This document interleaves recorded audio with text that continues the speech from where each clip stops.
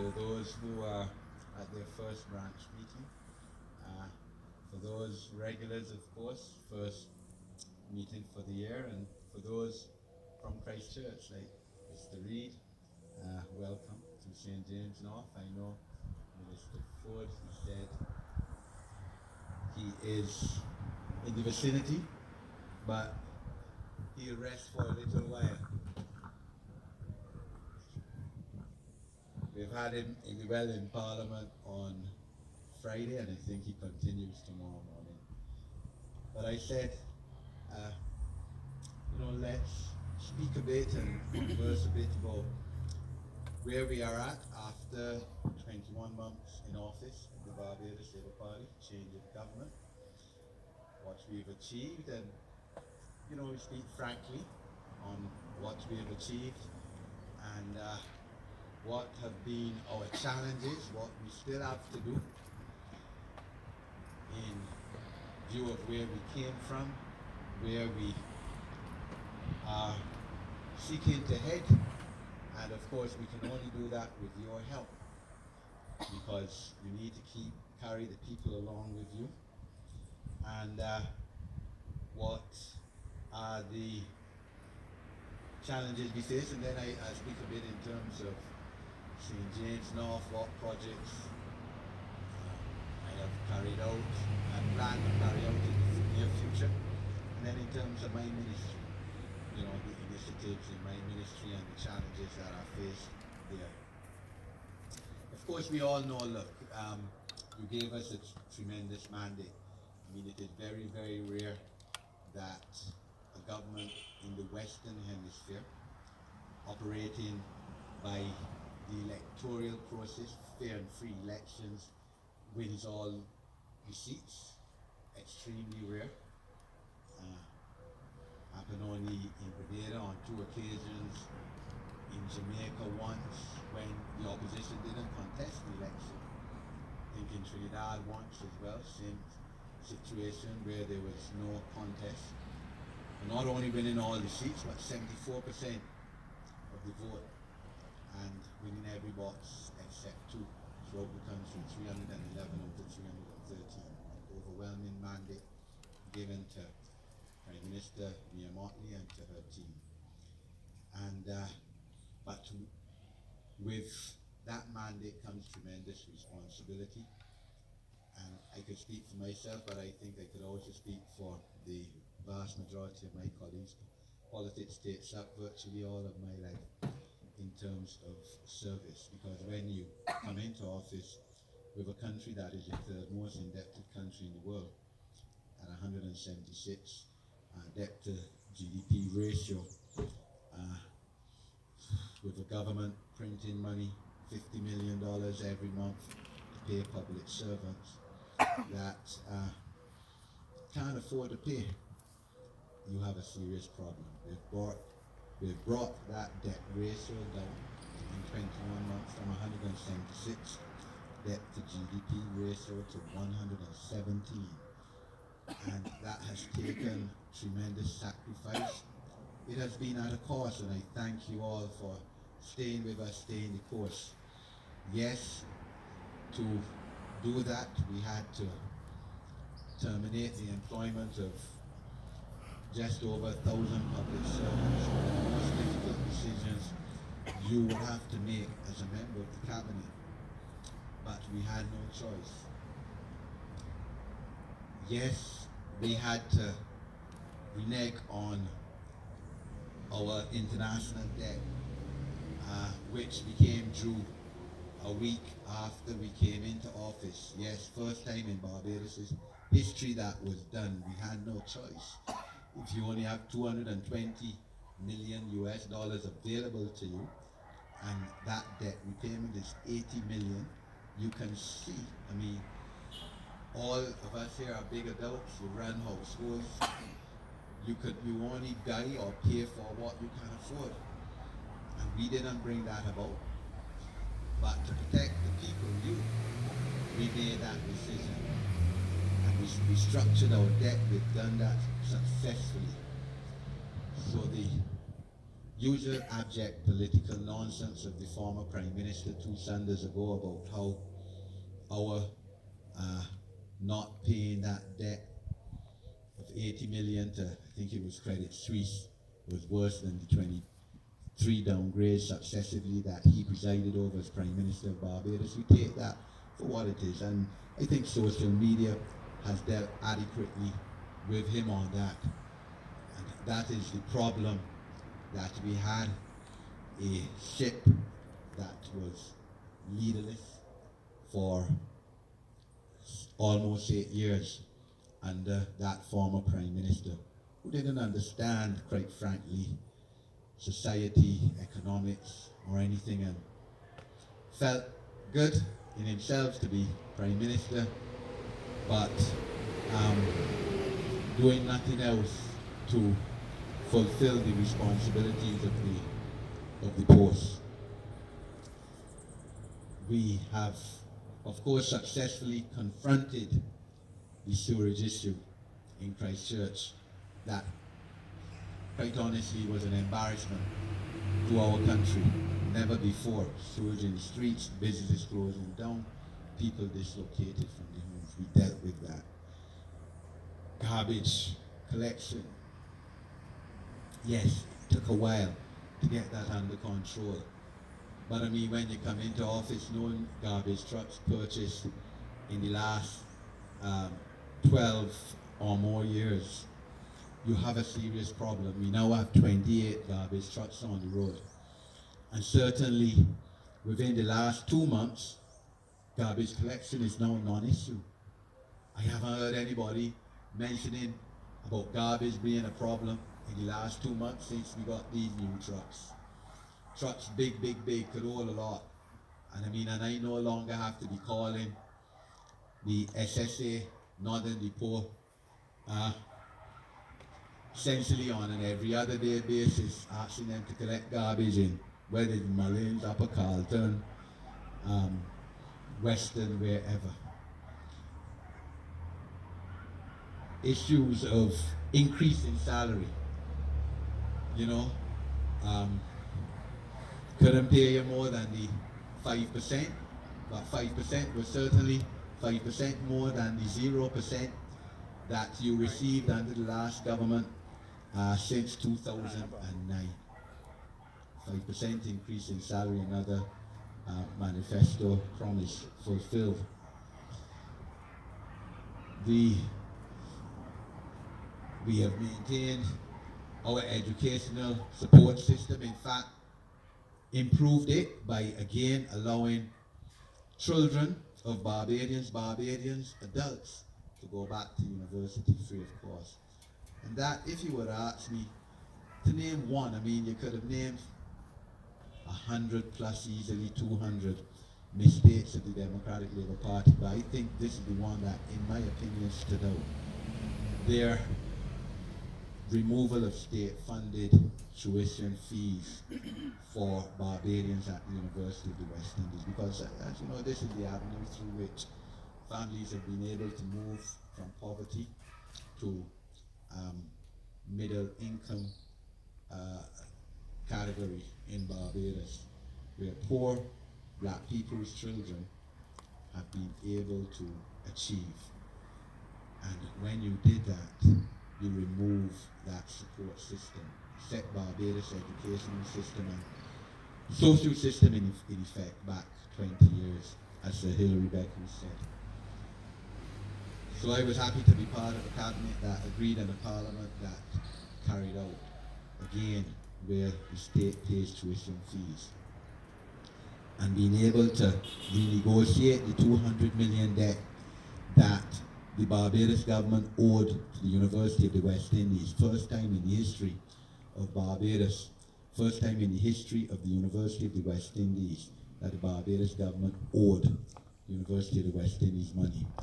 And Edison, who introduced himself and welcome to you, sir, your first branch meeting, would know about that very well, because as chief budget analyst in the Ministry of Finance and a permanent secretary, I'm sure that he would have been involved at some stage in terms of the growing debt owed by the Barbados government to the University of the West Indies.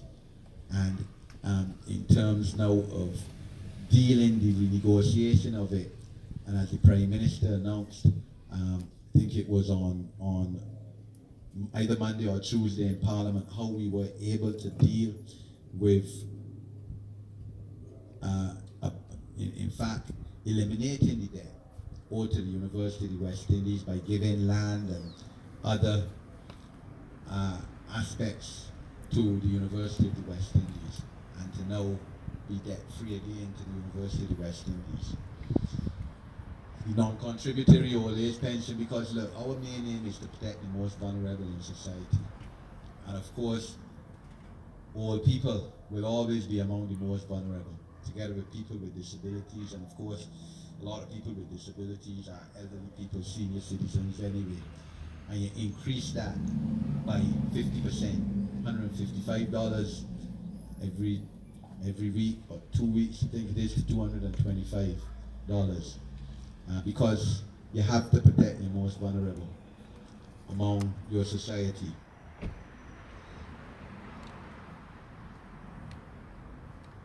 And this is what we've tried to do first and foremost. But we know that a lot of us, a lot of you, a lot of Barbadians have problems with taxes. And let's speak about taxes a bit.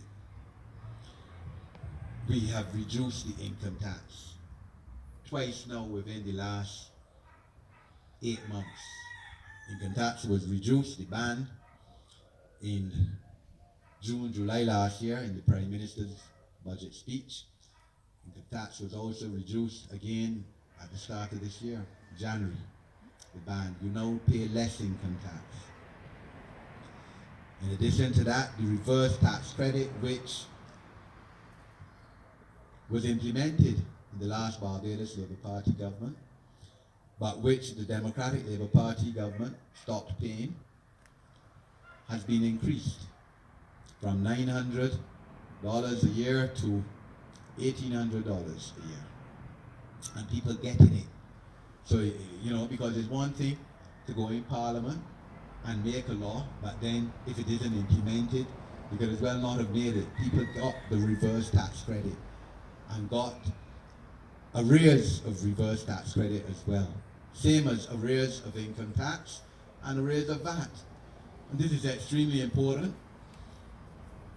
because in terms of companies, and a lot of Barbadians feel that because you're a company, you got a lot of money. So, you know, a company can always give sponsorship for whatever, the reeling in money. That's not so. Companies are made up of individuals, the directors, the shareholders behind it. And a lot of them were struggling under the last Democratic Labour Party government that failed to give them the VAT returns. So they were paying VAT and not getting back their returns. We've given that back. We've given people back their income tax returns. I think the only one that may be outstanding is last year's. And this is the people orientation of this government. If we remove the NSRL, a lot of people say, look, well, that hasn't made any difference in price. And it is something that we have to confront, yes. The Ministry of Consumer Affairs, Small Business is looking into that issue. And we will confront it, because yes, prices are still too high. We would all like to pay less taxes. That is the truth. Nobody likes to pay taxes. But the reality is that we need taxes to run the educational system that we have. We need taxes to run the health care system that we have. We need taxes to repair the 70% of roads in Barbados that we found in a state of disrepair when we came into office. 70% of the roads in Barbados in a state of disrepair. And you know that we have tried. In St. James North, of course, Highway 2A sections have been repaired. I would love to see Rockdunder Road repaired. That is the truth. Members of Parliament were asked to give one road one road in each of their, in their constituency, respective constituency, to be repaired. The road I gave was Rotunda. I mean, I could have given another 17, because 18 is the number of roads that I wrote the last Minister of Transport to be repaired in St. James North. We have not been able to repair Rotunda Road yet. That is the truth. I hope that we can before next election. But the cost over $2 million. You don't have $2 million sitting down when your country that is struggling and doing its best to get out of the economic rut that we have found ourselves in. But we will achieve, we will manage. So I know that, yes, every day a constituent asks, but you know, Eddie, Edmund, Miss Dixon, wherever you want, call me, X roads need repairing.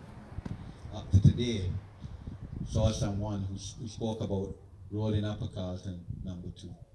Yes, it does, but the money, this is an issue. And we have 70% of the other roads in Barbados. And remember, Barbados has over 1,000 miles of road. Barbados has a higher density of road network perhaps than any other country in the world. 6 roads for every square mile we have. And we are doing our best. And I'm not going to stand here in front of you and tell you that we have been able to achieve on that issue. Yes, we still have a problem in terms of water supply. And, you know, look, we're a water scarce country. So we've had to extend the prohibition on water, washing your cars, etc. And we urge everyone to continue using water carefully and resourcefully. Clearly, we have to put incentives in place in terms of water-saving devices, toilets, etc., and for people to get their own water tanks. We have a challenge in this area. You know, climate change and all of that. I mean, normally at this time of the year, sometimes the rainfall, and I remember December rain fell every day. But when last did we get heavy rainfall? The Minister of Water Resources, who we would hope to have speaking with this branch before year end,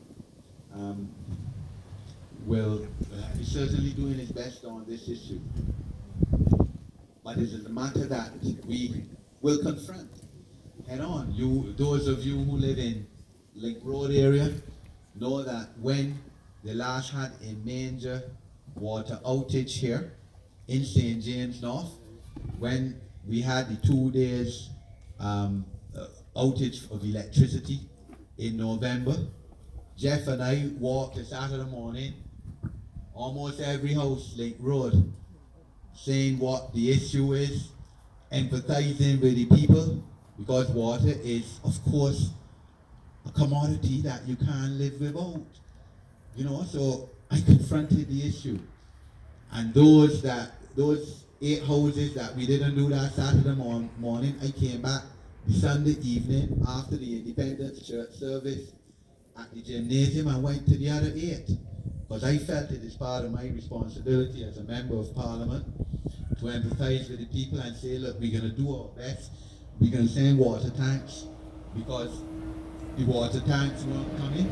Because a couple of months, for about 6 weeks before that, in Western and other areas in Lower Carlton, you had water shortages, so we made sure the water tanks came around, for instance. And this is, in my opinion, what being a member of Parliament is about: confronting issues, not avoiding them.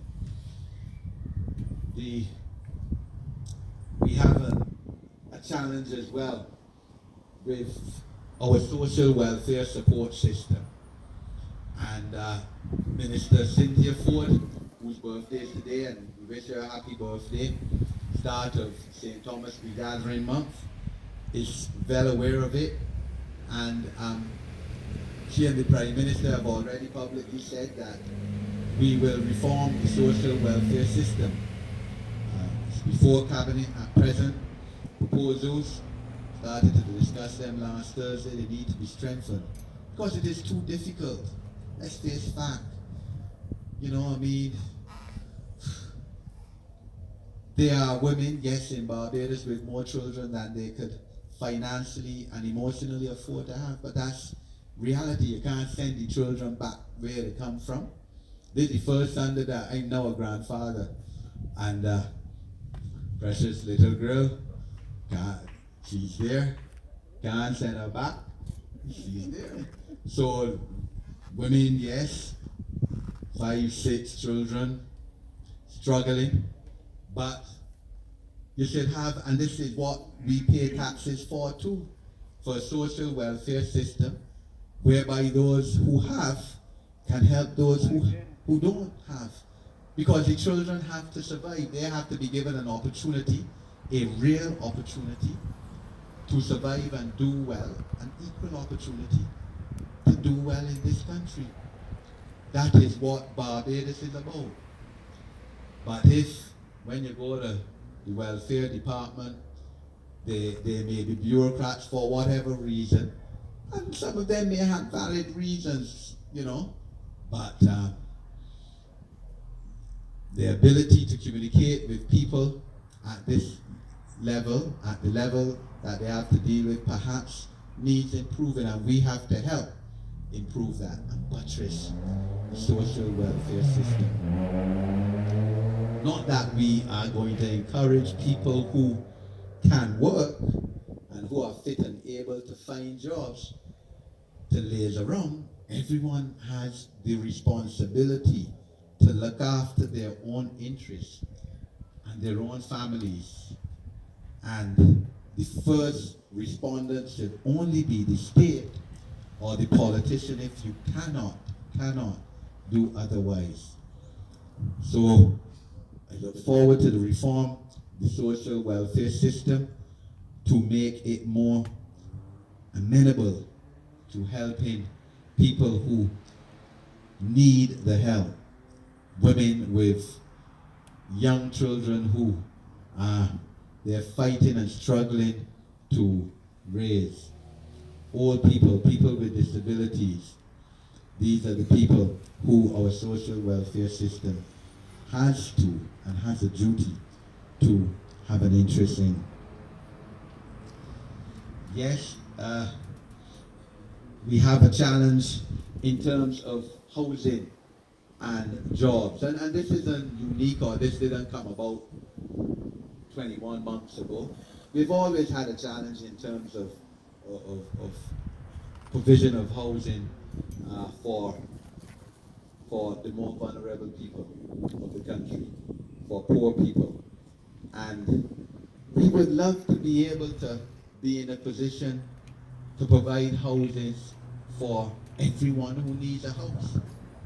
But look, for years, for as long as I can remember, you heard that there were 20-something thousand applications at the National Housing Corporation, either for rental homes or to purchase homes.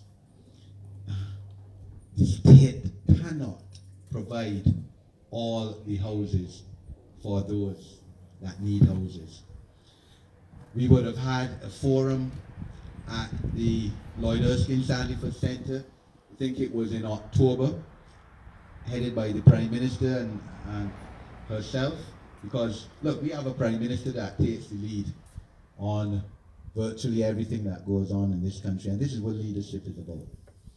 Not only the Prime Minister who takes the lead on local matters, but regionally and internationally. So hence all, like now as we are here, the Prime Minister leading ministerial meetings at CARICOM level on the coronavirus, something that threatens to undermine a lot of the progress that has been made globally in terms of trade and health issues, an extremely serious threat that has to be dealt with. Prime Minister confronting it. So, on housing, the Ministry of Housing will initiate some housing programs and projects sometime in the near future, but this will not be enough to fulfill all the housing needs. So therefore, we have to place the private sector in a position where they can initiate housing programs, which is what happened the last time the Barbados Labour Party was in office, where we had, if you recall, 100% mortgage facilities. For instance, interest rates came down a lot, and the private sector facilitated housing developments.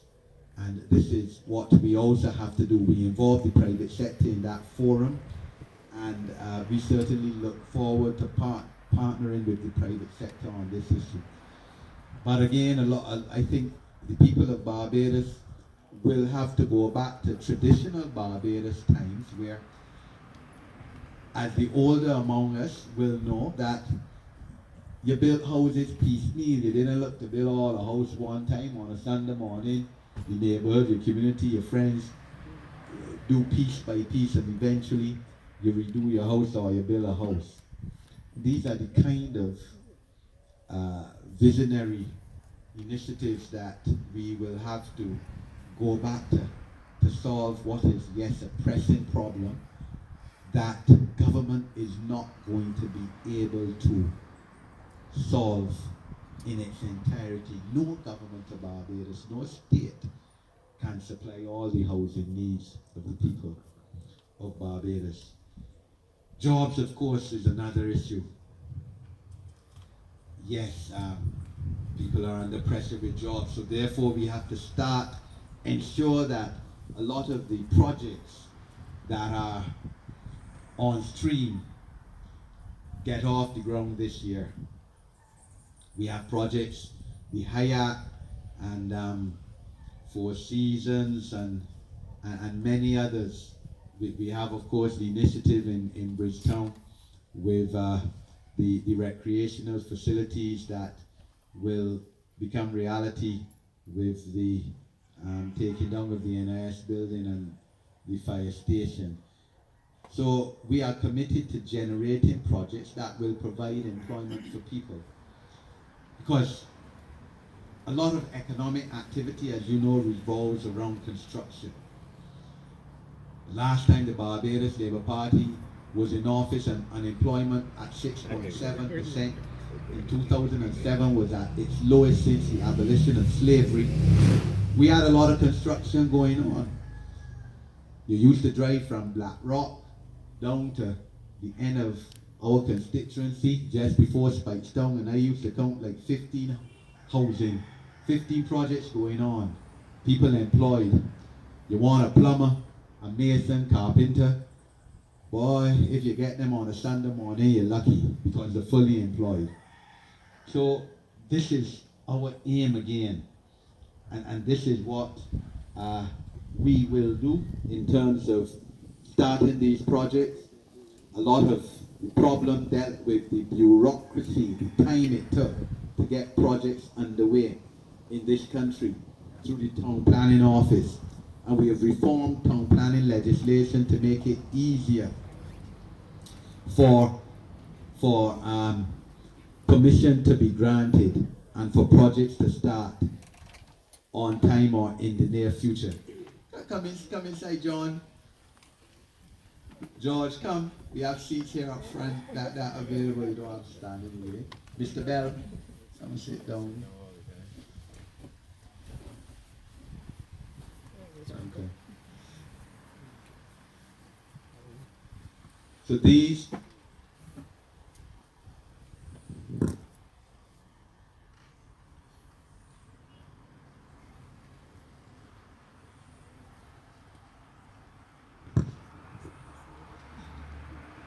and of course, the 2020 regathering is also about economic activity. We've had highly successful 20 months in St. Lucie and St. Peter to start, and you see the economic activity, something happening virtually every day, money being spent. And this is what we have to do, circulate money in this country. In terms of my ministry of Home Affairs, We have about 9 departments. We have 9 departments in the ministry, and clearly one of the main challenges is the growing use, or rather abuse, of drugs by Barbadians, especially young people. And we have effectively formulated plans to deal with drug reduction in supply, reduction in supply and demand of drugs.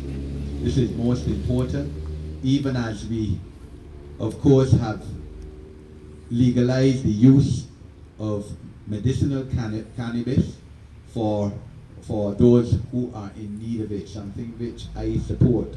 People with disabilities and people who need it. And of course, even in the midst of giving the Rastas their constitutional rights by legalizing uses in certain qualities for their sacramental purposes, not for their personal use, for their sacramental purposes. You, the people, will decide on the issue of personal use of small quantities of marijuana or ganja. We, of course, in the process of formulating plans to reform the justice system, the prison system. We have, as you know, traditionally, people going to prison for personal use of marijuana. Doesn't make any sense doing that, where they then branded for the rest of their life as a convict. They come into contact with hardened criminals. So let's look at alternatives for these persons. Let's look at community sentencing, whereby, or rather greater exposure and expansion of community sentencing, because we do have community sentencing, but we need perhaps wider use of that. And it will serve as well, whereby persons can volunteer or do work in terms of cleaning up Barbados, painting schools, doing national service as part of their recompense to the country, to the state, rather than jailing them. Because this is what Barbados has to be about. And this is one of the aspects that we as a government have emphasized, the need to give back to this society, to volunteer. And hence the students at the University of the West Indies, who are again no longer paying for their tuition fees for their education, have to volunteer. Do 150 hours if they're part-time. I believe it is less. Giving back to this country in terms of a non-governmental organization, a governmental organization using their experience and knowledge gained to help others, old people, young people, those who need help in some way. And this is a way that we will encourage community spiritedness and nationalism, national pride. Because our young people, from the time they have Christian understanding, have to understand that it isn't about what you can get out of your country as much as it is about what you can give your country and help improve your community, your parish, your village, and your country. And I've spoken quite a bit about this recently, reform of the juvenile justice system. And very soon we will bring back to Cabinet the issue of juvenile justice reform, a new juvenile justice bill, which will have as its main emphasis diversion to try to reform and rehabilitate young children who, in many cases, through no fault of their own, but because of the circumstances of their birth, get in trouble sometimes with the criminal justice system.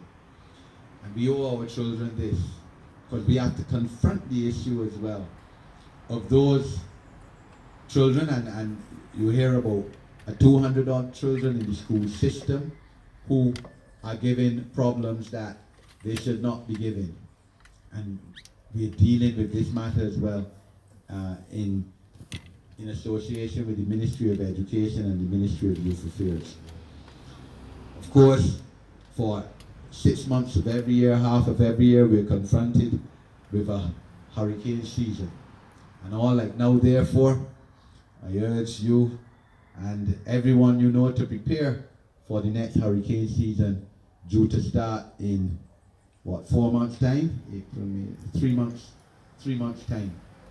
It is absolutely necessary that you be as ready as you can be, that your property, your house is insured, and that you are psychologically prepared, you keep your neighborhood clean, and everything else, and your surroundings clean. We have, as I'm sure you know, assisted at state level, because from just before Christmas, 360 people were employed, 12 from each of the 30 constituencies, in terms of helping clean up Barbados. And you have seen a difference from that. We found the money was tight, and therefore we've now had to put those 360 on week off, but we felt it necessary to do this and to lead from the front in terms of helping clean up Barbados. But it's your duty now to help keep it clean. Of course, immigration reform is the next big area which I'm dealing with within my ministry. And again, this is something we've spoken of. We have too small a population in this country. Barbados is best when it has as well people who have Barbadian connections and who are part of our kith and king and our CARICOM family, helping us and assisting us and working with us here. And look, Barbadians are all around the world. And you know, a lot of people are Barbadians, too many are resentful of other people from other CARICOM countries.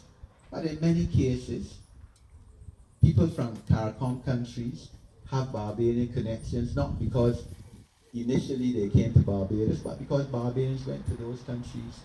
We know that there were Barbadian teachers, policemen, public servants in every Caribbean country, especially in the OECS and in Bermuda and etc. We know that Barbadians went to Guyana 100 years ago, 100 plus years ago, and helped build up their sugar industry, the pan boilers. And that because of that, virtually, certainly let me speak for myself, I don't know 10 black Guyanese who can honestly tell me that they don't have a Barbadian relative. The grandfather is a Barbadian, the great-grandfather, the father, somebody. And it is because Barbadians went to Guyana, not because Guyanese came here. So we have to get the best for our country. And we are committed to doing so within this context. And therefore, we will be granting citizenship as well to grandchildren and great-grandchildren of Barbadian citizens. All right? To expand our population base and our ability to grow this society and this economy. Of course, we know that the fire station has been demolished, and preparations are being made for a new fire station, state-of-the-art, in the Pine, in the CXC compound. In the interim, we have a temporary fire station on the same location in Prince Hall, and that is functioning effectively. I've been there on 3 occasions to see how it's going, and all the fire officers who are there are quite contented. Some of the fire men have gone to Worthing, been deployed there, some to Arch Hall, some the equipment. But the reality is that every time bad weather threatened Barbados, you had to move equipment from Probin Street anyway, because Probin Street is part of a low-lying swamp area in the city of Bridgetown. So, you know, we have to move forward. There's some people, let's face fact, who are going to oppose whatever new initiatives you have. And you can't help that. This is a democratic society. I suppose that's their constitutional right. If they have the right to talk foolishness, and I will defend that right, because it's for them to talk foolishness, because it's a constitutional right. But the reality is that we are making the best decisions with the best advice that we have for your benefit. And in terms of postal services, again, we are looking at reform of our postal services. Yes, legislation has been passed, but we haven't enforced it yet because we're going to market it and make sure the public understand the reasoning behind it, that every household or business have an accessible mail deposit box or mail deposit. Because, you know, that is just how the modern world is going. I mean, there are cases, for example, where postmen have been endangered, have been bitten by dogs because they've had to come inside property, all right? And dogs bite them to try to deliver mail. So postmen were told, well, don't deliver mail because you can't endanger yourself. Postal Services has a duty of care towards its employees to protect them. And I'm fully aware of this because I worked a long time ago for a postman who was bitten by a dog while delivering mail.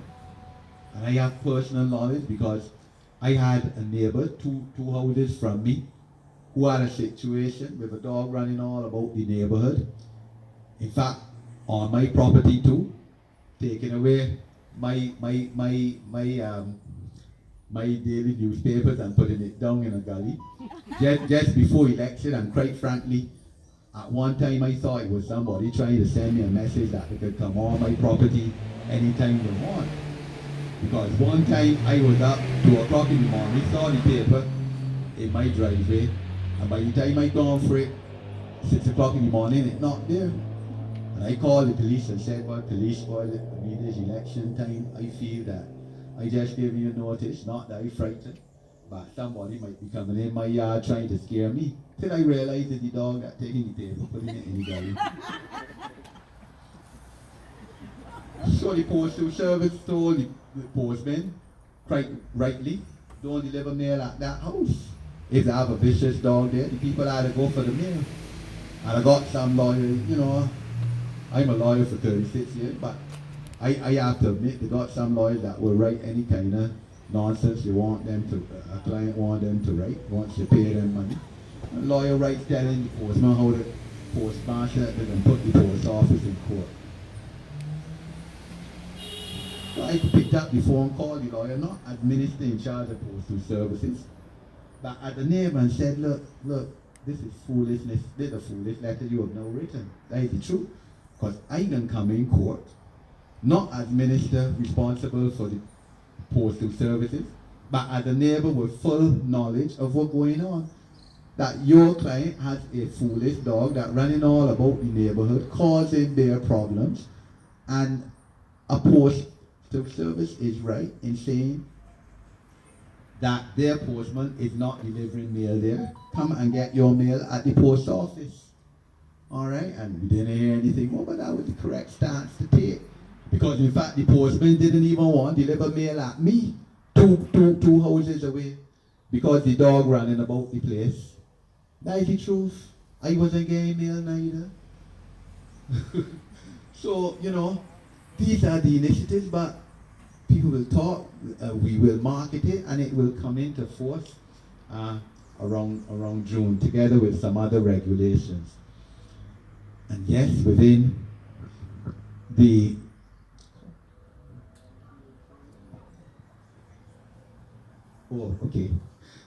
and of course within the ministry, yes, we've had to send up postal service fees for when you order something from overseas and it comes in through the post. You are paying $1.50 and now you're paying $10. But the reality is, it is better for the actual person utilizing the service to pay than all the taxpayers in Barbados have to pay. Let those who use the service pay. And to be truthful, there are ways and means to deal with this issue. Because rather than bringing, one person who came to me asked me about it, she told me that she brings in her, trunkets and necklaces at $1.99 US through the post, and now she got to pay 10. I told her, well, rather than you bring in these individual one things, join together with your sister, your best friend, your cousin, your mother, bring it in bulk, and you're paying $10 for the whole thing. Let's use our head on these issues. But don't complain that it's gone up 600%. So marriage license fees, yes, within the ministry, we sent it up, and the Prime Minister, you would recall in her first budget 3 weeks after the election, said, look, we have to look at user fees. We have to charge market costs because the public servants who carrying out these services have to be paid. So the marriage license officer in my ministry, spending a long time writing up the forms, looking at your birth certificates, your IDs, then got to send the records to the registry for it to be recorded. Well, that is more than $45 the marriage license officer has to be paid. Why married 29 years ago, as I said publicly, out in the WIM recently when the WIM had a week of activities as part of St. Peter. 29 years ago, I paid the $45. But you can't expect me to be saying $45, so we send it up to $200. Right across, whether you're national or not, plus a $10 stamp duty if you're national, $25 stamp duty if you're not national. So you have to look at more realistic costs. And this is part of the price of advancement in this country. We're not, even with the increase in fees that we have charged for postal service and for marriage license, it is still below market costs. Because the post office is still at the most 40%. In other words, the $10 is 40% of the cost of the lowest competitor. Some of the postal services competitors charging $25 minimum, going as high as $85 to bring in packages to you that you have to pay when they come in. So, what are we complaining about? As I said, none of us like to pay taxes, but this is the reality of the situation that we're facing. Bus fares, yes, we sent them up, but still they're below the market cost, because the analysis was that a bus fare should really be $5.50. There's no way we were going to do that, $3.50. And yes, we have the challenge of getting more buses, and we will deal with that challenge. There will be more buses on the road this year. So look, after 21 months, I believe that we have done our best. We have been out to the boiler. I mean, the Prime Minister, as you know, all of you say you don't know where she gets the energy from. She's leading from the front, not like the last Prime Minister, leading from the front. In fact, those of us in cabinet wonder how she does it. And I can tell you that we are doing our part, all of us giving at least 200%. Adrian Forde, who is here, and I thank him for coming. He's a man who hardly sleeps too. But 2 weeks ago, because, I say to myself, well, there can't be too many people as foolish as me that feel that they could survive off of 4 hours sleep. But 2 weeks ago, I messaged him 2 o'clock in the morning, and he responded to me right away. And I asked, what medic were you doing up, man? He reading, he expanding his knowledge, because that is medic. Someone who is willing to learn and expand his knowledge, not only on aspects of his ministry, but on aspects of government policy and on aspects of society. And Medic Forde, of course, uh, the youngest minister, one of the youngest ministers, not the youngest, um, first time candidate, first time winner, first time member of parliament, uh, rightly chosen to be Minister of Youth Affairs and Community Development. And I am happy to introduce him here, a man who understands society, a man who, is on the ground, and he will speak to you all, and I look forward to hearing him on the various policies of the government to advance the cause and improve the lives of the youth in this country and to impose the development of communities in this country. I thank you.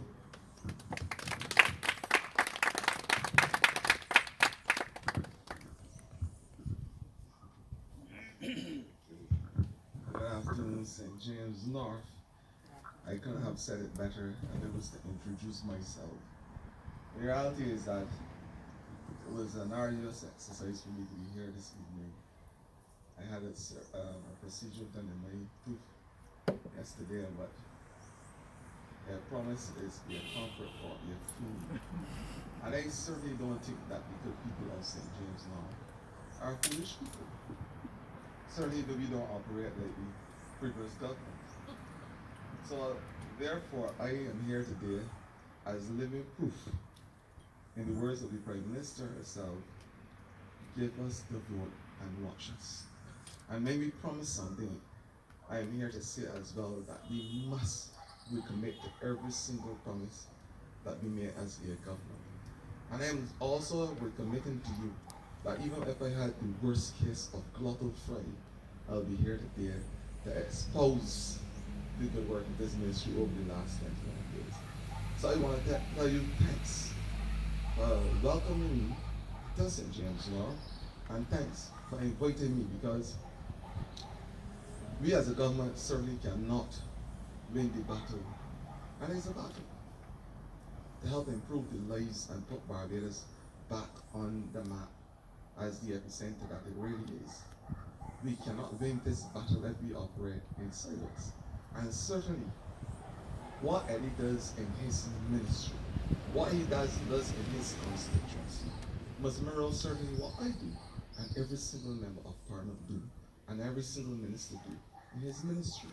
That is the only way that we can collectively look to rescue, restore, and rebuild this country.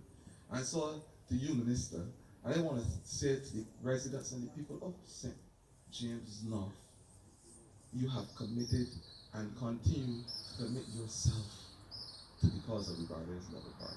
When others doubt us, when there was faith put in a man who only could commit himself to being recognized as a hibernator, a person who recognized that there can be conditioned medical sense as we know it.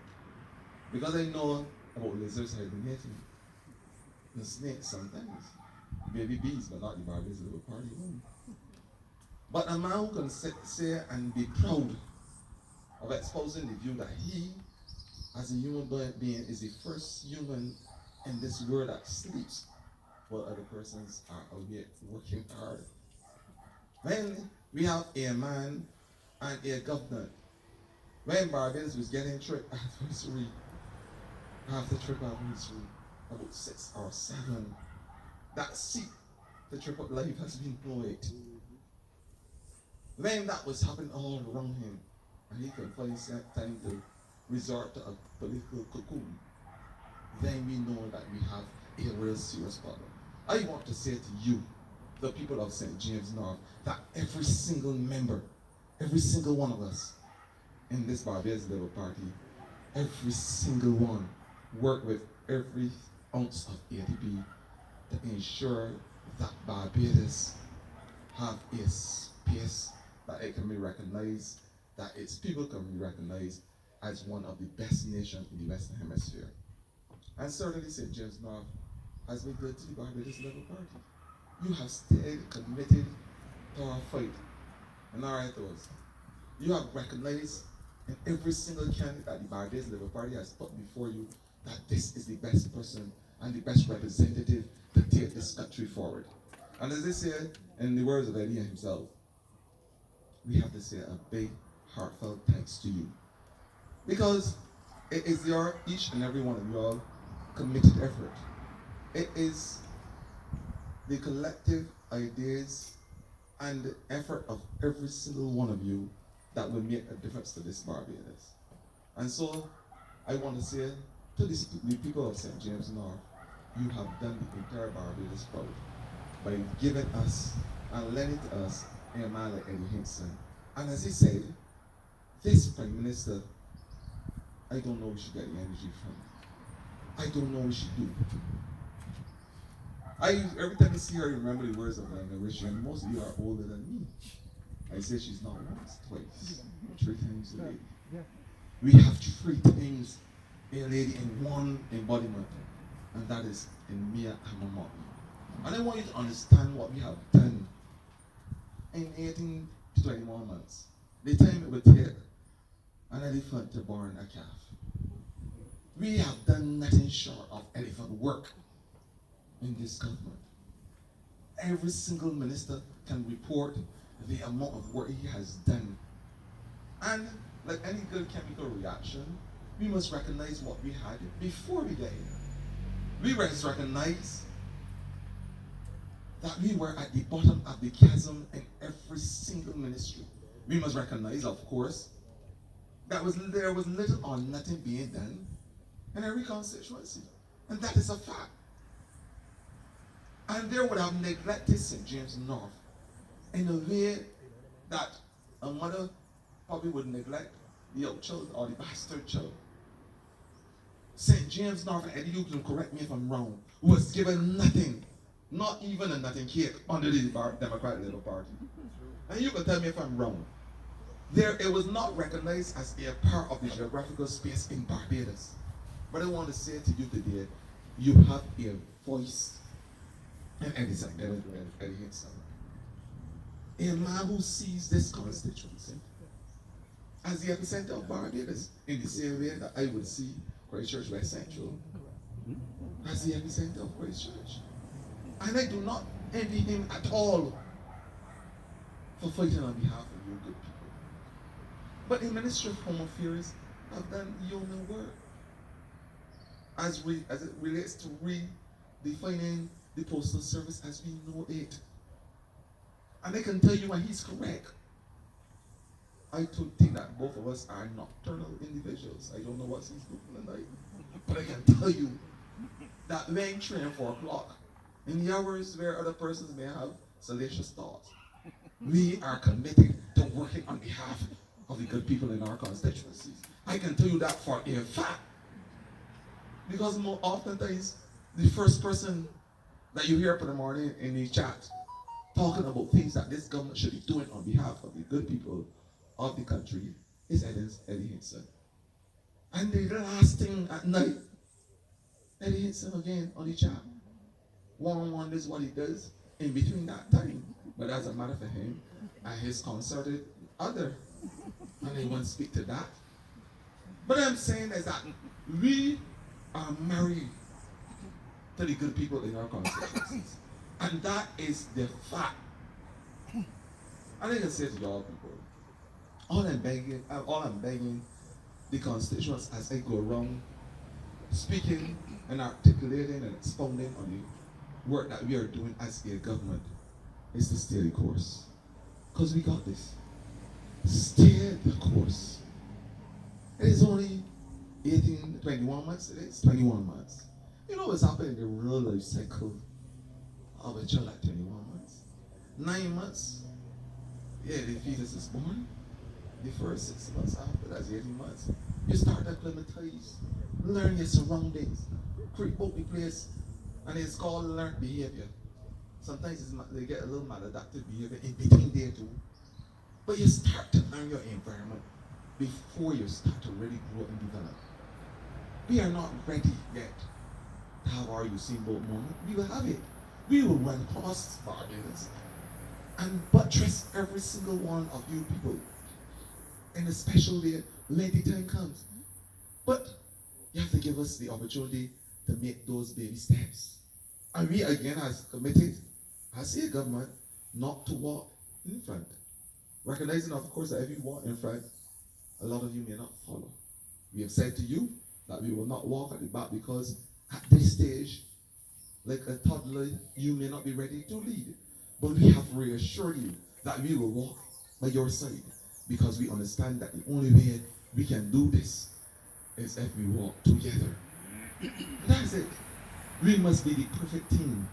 There must be a symbiosis. And the team is my acronym for together everyone achieves more. Together everyone achieves more. Together, which means that Eddie Hinkson, St. James North, Medic and Christ Church West Central, Rainstorm, Strong and East Central, Curtin Humphrey and St. Michael South. Together each of us achieve more.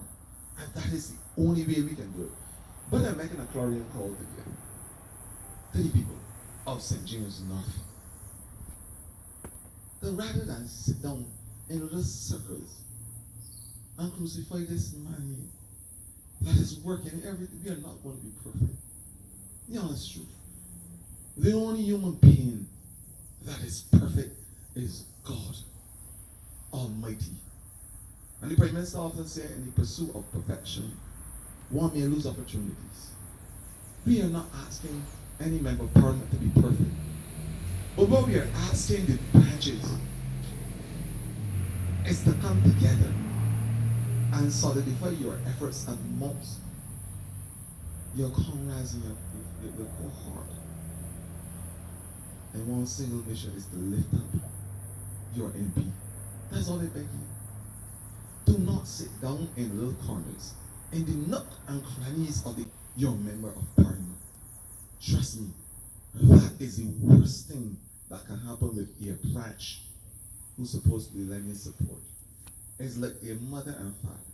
When you run home, asking as a little child for their support, and they turn a blind eye on. And they sit down and vilify the child. That is not what we are asking for. And you must be his support and defense mechanism. You must be the barrier for Eddie Hinkson, which means that every single person that comes to St. James North and open their mouth against this goodly gentleman that I have sitting at my back, every single person that has something negative to say about your representative, you must be able to get up and say, not my representative, he is working assiduously on my behalf. He has done every single thing since he has entered that ministry with every sinew of his being to ensure that he serves the interests not only of this constituency, but the entire country. But what do we have in Home Affairs? We have a plethora of agencies in his ministry, about 11 or so, I think. He has one of the biggest mandates as a minister. The honest truth. From the first service, the prison service, you name it all. The postal service, you understand that Ministry of Home Affairs is indelibly one of the biggest ministries, and that is why the Prime Minister, her wisdom, has decided to rest it on his shoulders. And like Atlas himself, we know he is strong enough. And he has the power of Hercules to lift it too. And to produce. And all I'm asking the branches as they go along, support your MP. Defend your MP. Give your MP the calm and rested assurance that you have his back. That's all we're asking for. When you get branch meetings like these, and it was in my Carolina, because I didn't want to hear the cost of examination. But when you get branches, when you come and you say to Eddie and say to Medic, I don't like X, Y, and Z. You did this and you didn't like it. But don't say it here. I kill the man and the full view of the public. Recognize now, of course, that you are his support. That's all we're asking. And I think that every single one of us can give him that calm and rested assurance. That this is something that is easy for us to do. And that's all I'm asking for. Because together, everyone achieves more. That's all I say. So I know this branch. I know the people in St. James North will continue to give this man their support. And I know, I can tell you something for sure. That Edmund Hinkson will do every single thing in power. He's looking right out there, being disturbed mess. I ain't want to talk about the beef being disturbed too. Because they understand the effects of the bumblebee. The Democratic Labour Party understood it the 25th of May 2018. That we can sing in the most vision and protocol. But I'm saying that this gentleman here, every single thing, you can see a letter almost every single week from Eddie Hinkson to every single minister. Man, what going on in you, Baba score? What's the next program you got running? I want people for St. James North in this thing. I want the building blocks for St. James North. And you see letters after letters after letters. He's not only a lettered individual, but he sent a lot of letters too. That is Hinkson. And he asks you, he come round and he cabinet sitting down and you see you walking behind, he says, man, you see that letter you saying, young, that is for a young man in my constituency. I want to gain the next step training initiative. I said, you got that covered. And he would nag until it is done. This is the type of representative you have. And I decided to take the first 20 minutes of my speech to talk about him. Because I think that sometimes we take it for granted, the amount of work that the MPs do. And I ain't saying so because I'm an MP myself and a minister. But it's saying so recognizing, of course, that sometimes we take these things for granted. Sometimes you probably go home and you see food cooked every morning, everything, breakfast. And some of y'all who are in your golden years, in the twilight of your lives, maybe you have breakfast in bed from the other half. And you know something, you get it every morning, you get it, you never even remember to sit tight, you know why? Because you're accustomed to it. But in quiet reflection, you have to say to yourself, you know something, the person had to do it, and I really appreciate what they're doing. But I want to say to you in quiet reflection, appreciate this physiology of a man by the name of Eddie Hinkson, and appreciate what he has been doing for this constituency, because you may not see him every minute.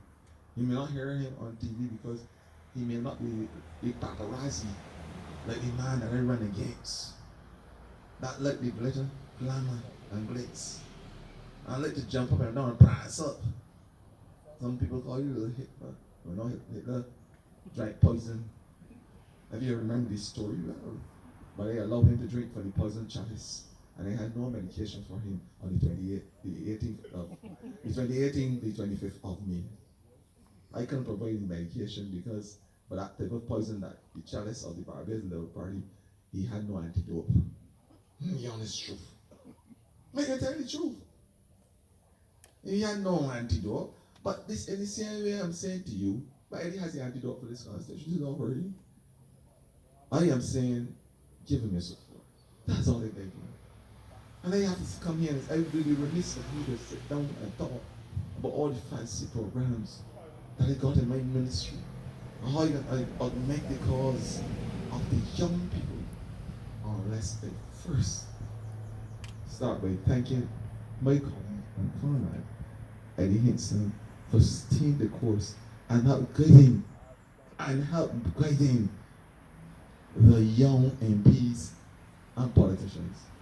I didn't even know about nothing about the order paper. And after they passed by Eddie, what's going on? And I tell you something about this man too. Because it's important sometimes for us to talk and reflect on people not when they're dead, not when they're gone, to the great beyond, man. Eddie Hinkson, if I asked what happened in the early 30s, he would tell me. I tell you, he would probably talk about the post-slavery thing. I think he would talk about political situation back then. He has a resource of knowledge that I have never seen in a person in terms of the political, social history of Barbados. And oftentimes, all of us young MPs tap into him. And when it comes to law, the same thing. There is nobody, and I say so without apology. Nobody that sits down in cabinet that remember case law like this gentleman.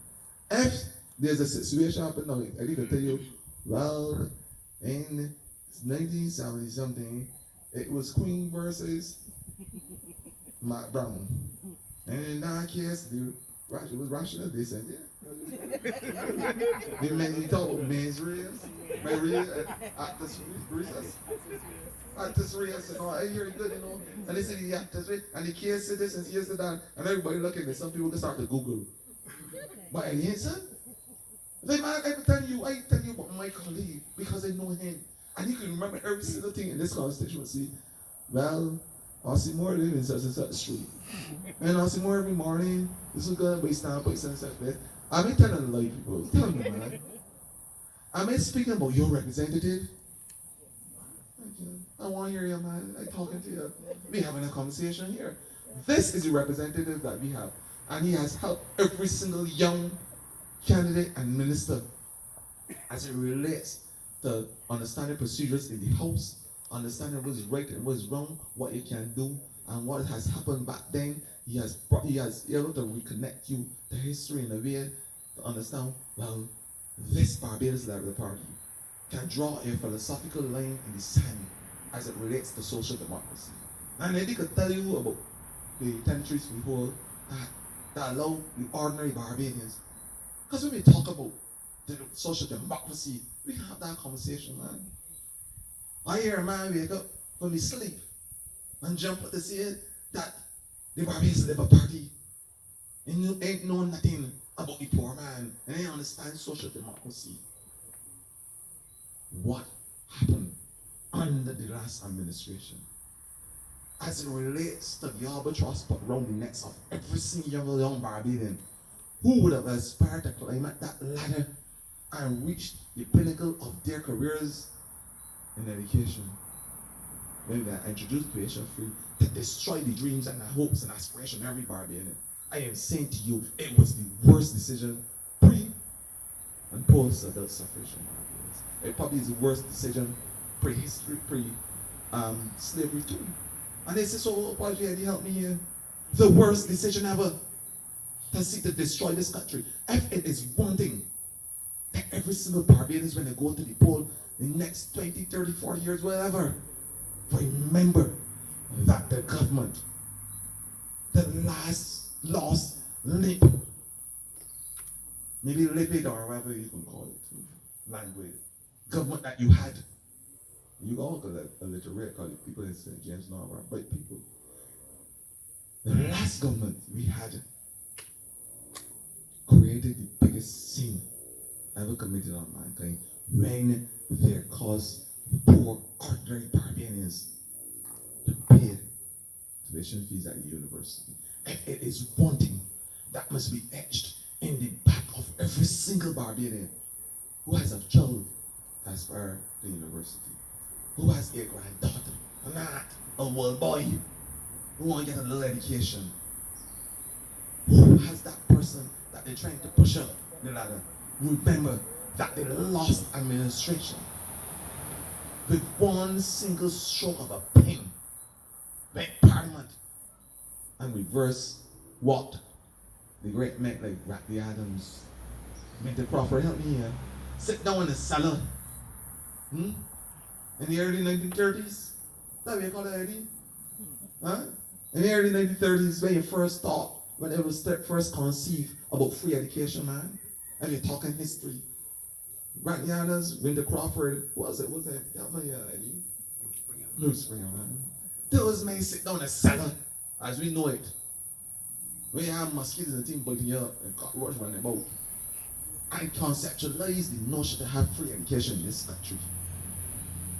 I can say so, and if you check the eons of history, you'll come back and tell me, Mary, you're talking something. You got the right Mason too. And they say, cussing you no prescriptions, so don't worry. That is what happened. So when you're talking social democracy, you have to talk the Barbados Labour Party. And what in a couple of weeks, when in the stomach, you call it the formation of a zygote, we get into Parliament. And the first thing we do is to reverse this ill, this political idiosyncrasy. That is the first thing that we did as a government. Recognizing, of course, that education is the one tool that we have to build our people. We don't have gold. I don't know if St. James North have a proper gold apple now because they got by a spirit fungus killing them. But we don't even have a proper golden apple. We don't got bauxite. We don't even got a natural resource. But the one thing that we have as a resource commodity is our people. And the only way we can build them is if we educate them. So when you hear Barbados, all the neurosurgeon, and Professor Newton, kidney specialist, transplant, black woman, Shirley Chisholm come from my constituency, in Vauxhall. And I can do every single thing in my power to make sure she is recognized. When Vision 2020 has the acuity to visit Christchurch, so that Shirley Chisholm will have and build a building recognizing her honor. And hopefully it will be the Vauxhall School. I am not serious about it. That is my intention. That is what we had in this country. The power of education. So I'm saying to you, when you're talking social democracy, and people don't talk about the Democratic Party in this government, it's a government for the middle class. Foolishness. Every single person that has benefited, and then you talk about the reduction of corporate fees. Now, when your corporate fees are the corporation tax, when that is reduced, what happens to business people? They get a sigh of relief. They have breathing space, man. You open up the lungs so that the employee who not the same poor people. And so the same poor people and people at the bottom of the spectrum will be able to support their families. So it redounds the benefit of every single body. It's called the chain effect. And people who practice social democracy would understand that. That's what happened. It's not like the last administration who seek to stifle every single small business in this country. And at the same time getting up concession after concession. It was like Santa Claus at Christmas. He bought good tidings of great joy to certain people. But the average person in this country got nothing. That's what happened in the last administration.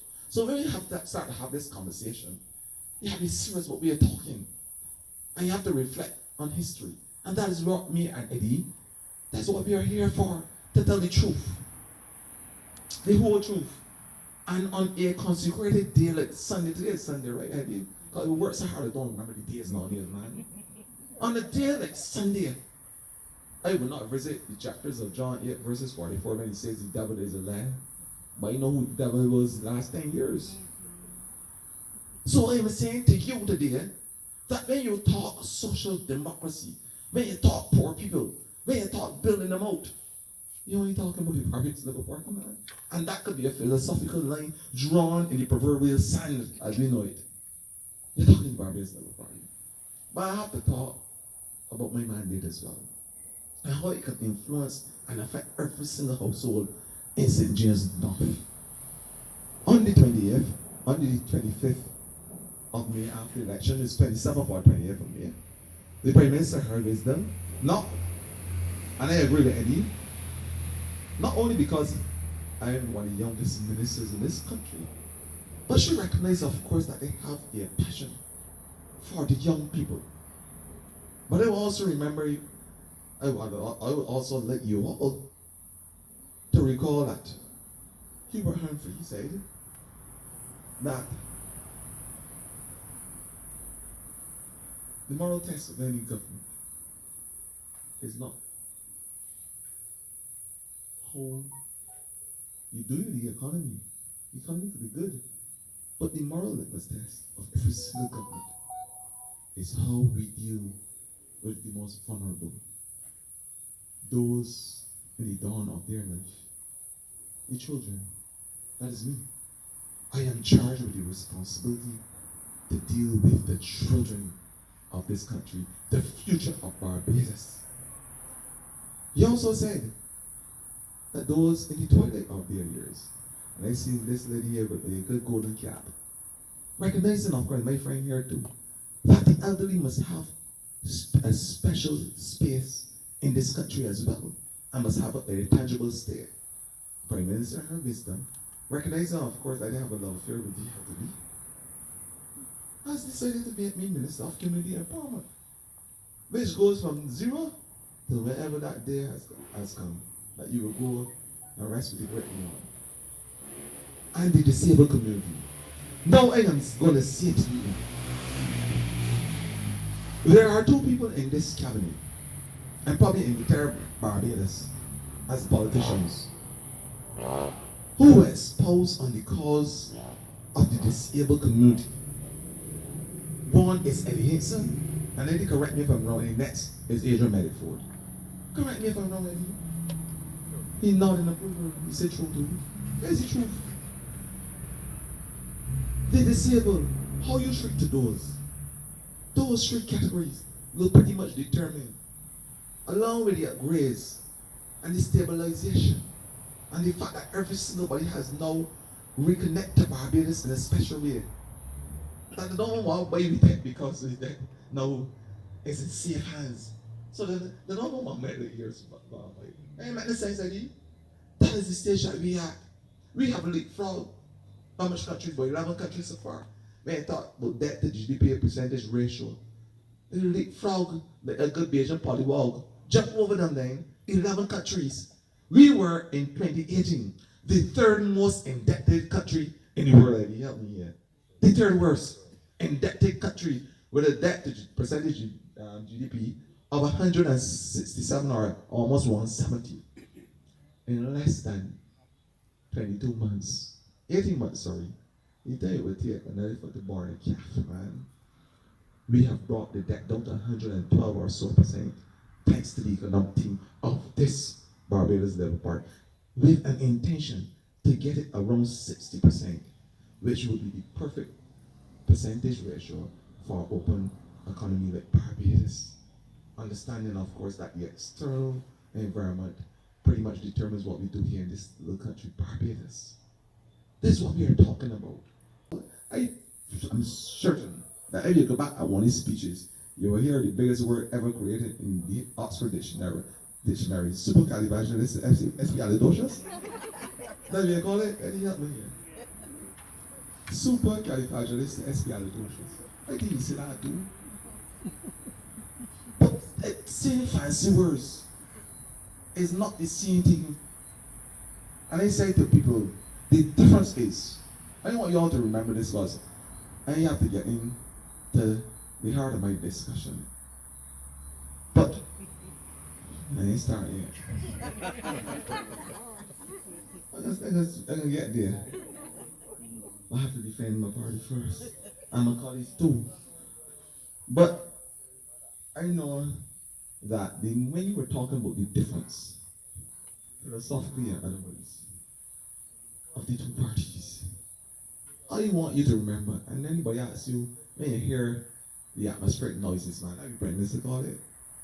Sometimes I like to go a little further and call it the atmospheric, because sometimes the noises run deep from within. So I call it the atmospheric noises of their supporters and their cohort. And I would say that when you hear the noises, I want you to tell people the Democratic Labour Party had a plan of action. The difference is that this Barbados Labour Party have an action plan. You remember, I want to say again, they had a plan of action. We have an action plan. Their plan of action was for two ministers with them big bellies to jump in the ship, the sewage, and the South Coast. That's the plan of action. Wilford had an action plan. You know what Wilford's action plan was? Wilford's action plan was to get rid of it for the streets. So that the miasma that was created, that was stinking up this country, man. It's a thing I speak some good old Bayesian terms. That was stinking up this country, that we could get rid of that miasma. So that's the difference. So you understand the action plan here now. Them had a plan of action. But a plan of action that them had, always involved the cookie jar. Now you don't know what a cookie jar look like. Some persons may recognize a cookie jar. They may recognize silver and gold bracelets because that is what they are wearing. And I'm speaking the naked truth. The naked truth. I am not talking about the blues. The naked truth. But some people had a plan of action. Being Barbados, they'll probably have an action plan. I can tell you that much. And the action plan speaks to being able to face it and face it. Face every single problem and face. So when there was a threat, and when people start to get frightened and they get on the cell phone, you see the cell phone people business? This cell phone WhatsApp business you got here is serious business, you know. You have to sit down and talk to your people and talk to your children. And let them know when they press that button, they can't stop. And then in a nanosecond, it's called a nanosecond, or maybe small, faster than that, it goes across a medium. And you can't stop it, it already get and affect somebody's life. And this is personal for me because I had a brother who committed suicide in 2017. Just the oldest constituency in St. James South. And do you know something? They had a young lady. I'll never forget it. And that's every single time I talk about social media, I have the strength to talk about this episode. Who wanted to take a picture of him hanging? And you know what she do? It was a big apartment complex, and she went up top the roof, climbing. You know she couldn't get down? Just to take that picture of him hanging, so she would put it on social media.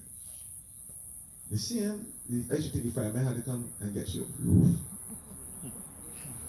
So I told the fireman, you sure you want y'all, but I think he commit suicide. She want to join he. Why you have to tell him so? But this is the extent. And when you see this scene of accidents, and you see people before they could even ask for a glass of water or try to promote a vehicle that about to blow or burn up. You know what I do? They take up the cell phone. No, every a problem in this society. I don't know what has happened. Barbados has to say stop. That would probably never have happened years ago. Because we understand obeying our brothers' keepers. We understand what loving your neighbor as you will love yourself. That's what we understand. And those little maxims held us close together as a country, as a family. And we understand the little terms of a village raising a child and a family raising one. And all those little things we understand and teach each other the right way. And when you get big, those old adages and all little Barbadian maxims that we held close, that was what guided and secured this country.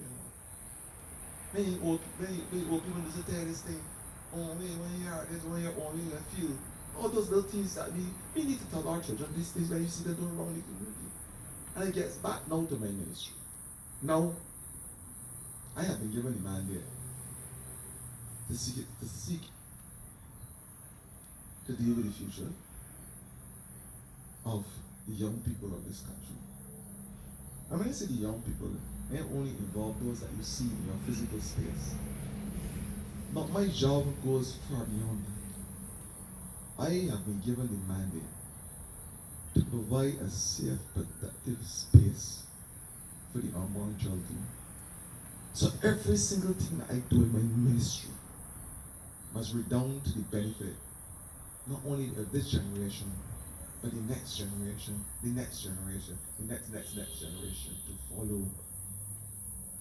And that's why my programs now must not only look at the past, but must look at the present for the future.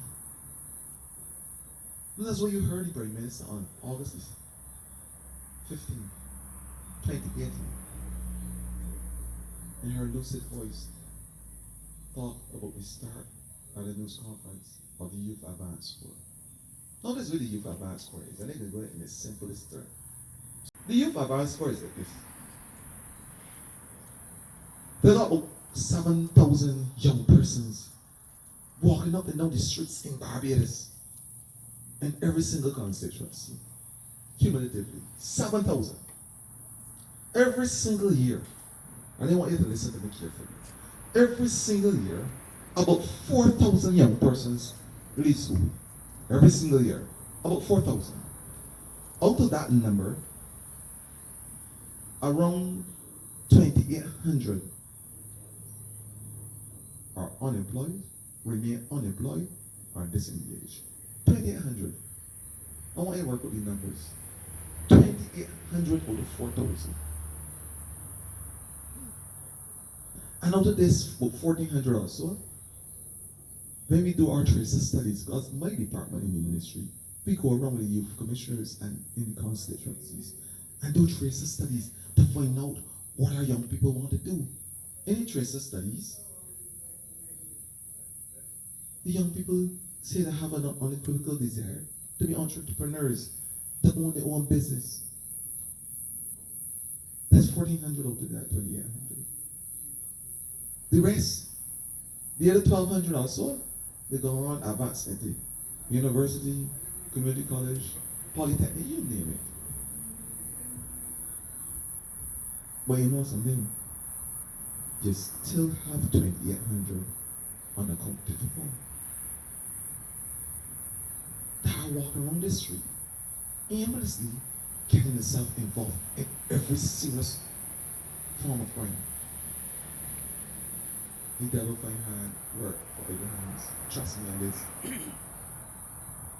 So the Prime Minister recognizing this, of course, said that this government must respond to those disillusioned and disengaged young people and bring them into the net. It's about skill. Would you believe that over the last 10 years, all youth service catered for 70 to 80 people? 70 to 80 people every single year going into a service. Yeah, they had a training program, not as extensive as it is now, and coming back out. Let hope a dog will regurgitate this vomit. Only 70 out of that 2,800. So you know what happened the rest?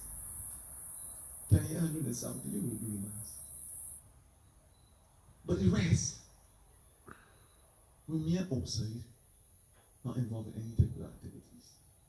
Our Prime Minister said, no, that is not working.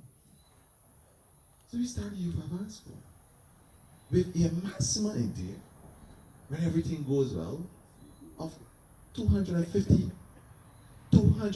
persons.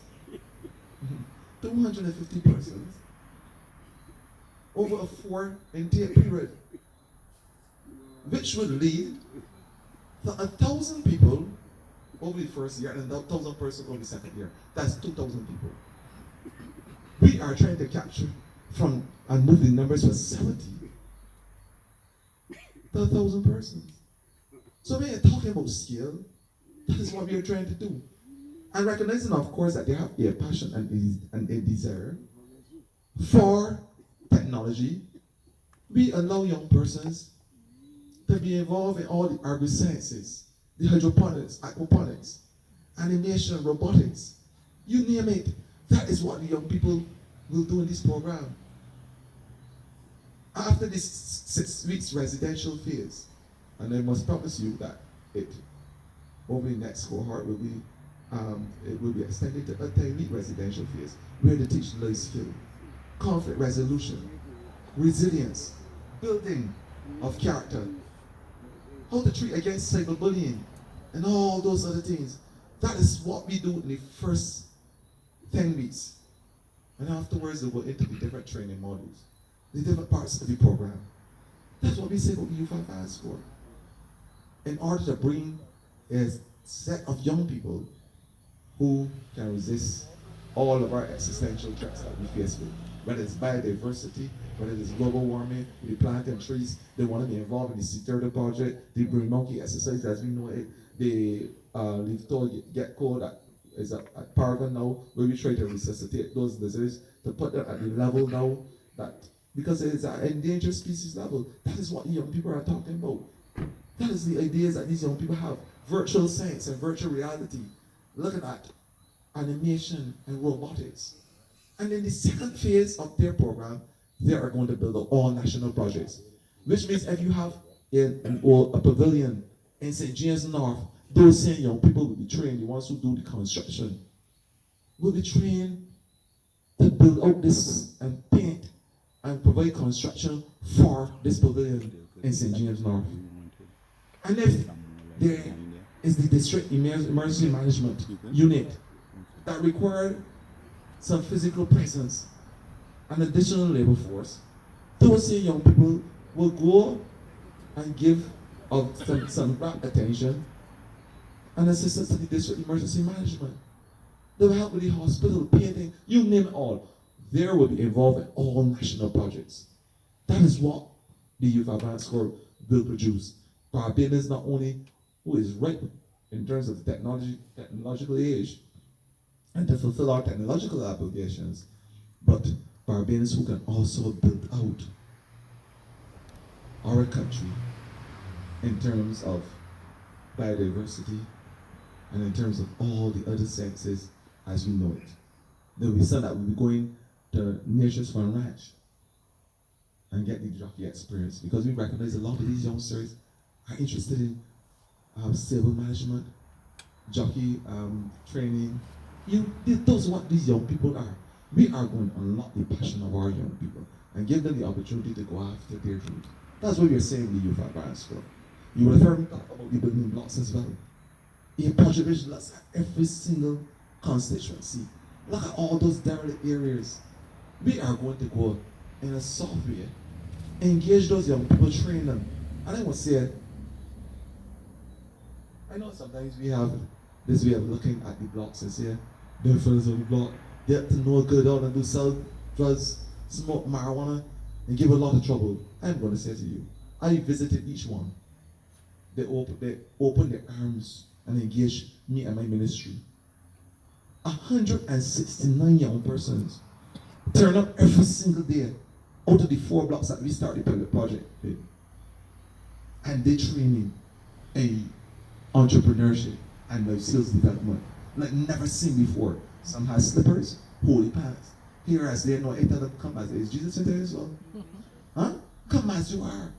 That's why I told those young people, and they responded, and they had a big graduation ceremony at Parkinson Field, and each one turned up and got their certificate. And if you look around Barbados, you will see the construction started. St. James North will get one too. I promised the minister that.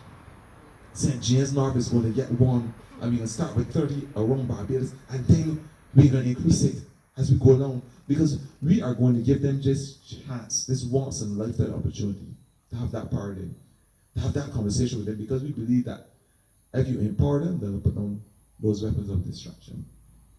It has never been tried before, but we are prepared to invest in Prime Minister said $3 million. So across Barbados, we are going to get rid of all those blocks as we know it and put elite business centers around. And you know what happened? All those same young people on the block are the carpenters and masons on the project, the laborers on the project, and they believe that they have an indelible stake in the project.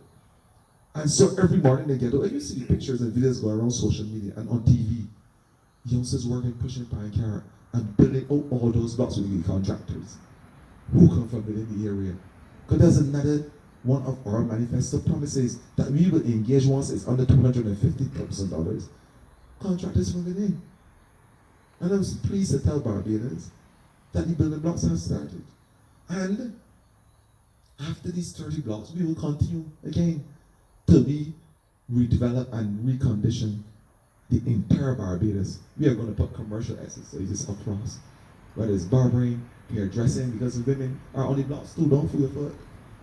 And we will give them equal opportunities to have a space. But there's not going to be a cutting off of the umbilical cord. Those young people will have the opportunity to engage with our ministry on a long-term basis, where there's going to be monitoring and evaluation of the project as it goes along. So after the structures are finished, the kiosks are built, our officers are going to go and work and continue the training program with those young people till whenever. And I say till whenever because they have no cut-off date for them. We are going to engage those young people with every single connective tissue of this ministry and give them that chance. Remember I said the moral test is how we treat those at the bottom. You know what you can do to this country? when this young person start to work, less persons breaking in your house, less persons being involved in guns. You see these guns that shoot about the place? Less of that. I can tell you, man. More involved, more disposable income that can help support themselves and their family when they sell the bananas and fruits and different things. That is what they're saying. That is the interest. And then we are donating the soil. We are going to the bulldoors and see back and everything and put them in classroom. We are going to walk them in the process so that we put them out in a literal way, metaphorical way, and a figurative way as well. That is what we are doing as a government, because we understand how to respond to the needs of people. That we understand. And I must tell you, like, it remains to me to stand here and not say, I want to thank Barbadians too. Every single opportunity I get to speak, I want to thank Barbadians. I want to thank you all for giving me the opportunity to work with you in a philanthropic way. Because it would take me the better part of 2 or 3 days, and then I have to go in the well early tomorrow morning. And I don't want to end up with vocal cord problems. But I want to say to you that there is a myriad of programs in the ministry. There is a Youth Against Drugs, a new program YAD. Because we recognize, of course, that the young people are using these new products. As a pharmacist, I would know about codeine like this. I know probably some of y'all take that's safe for cough. Go home, look through your children's drawn. I don't be frightened. When you see them with the Jolly Ranchers, this sweetie that you know it. You know the Jolly Ranchers sweetie, that toffee like thing? They're sweet, sweet, sweet. They understand chemistry better than me who study it long. And they put the cough syrup. The person said the codeine like this, mix it up nicely with the Jolly Rancher for sweetness, because they understand that sugar is a vehicle to carry something across the body. So they put the cough syrup, they put Sprite too. Codeine like this and Tuscaloosa say like this, and put some nice Sprite in it with the Jolly Ranchers, and then you drink that along with the methamphetamines that are selling at $12. It's $12 per capsule now. $12 per capsule, the magical number, $12. So when you get a $20 to the school and taking $12 and buying the methamphetamine, ecstasy as we know it, and then mix it this combination. Now this is the most dangerous combination in Barbados, I tell you it. As marijuana make this up here, man. The side effects of this combination destroys all internal organs. And because it causes something called endothermia, it is allows the body to create heat from inside this combination. You find all the young fellas and things stripping off their clothes and things. They don't even know what to do the night before. Amnesia, loss of memory. You see bird pictures circulating around social media. They take off all the clothes and shoot both the place and don't know what they're doing. Making love with one another.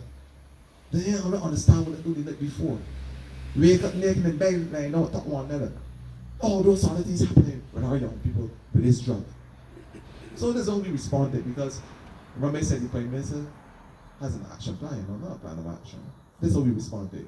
I would have met with my minister colleague, Minister Hinkson, and I would have said to him, through the National Council on Substance Abuse, the Prime Minister understand that I'm a pharmacist in cabinet, and I'm going to lead the charge.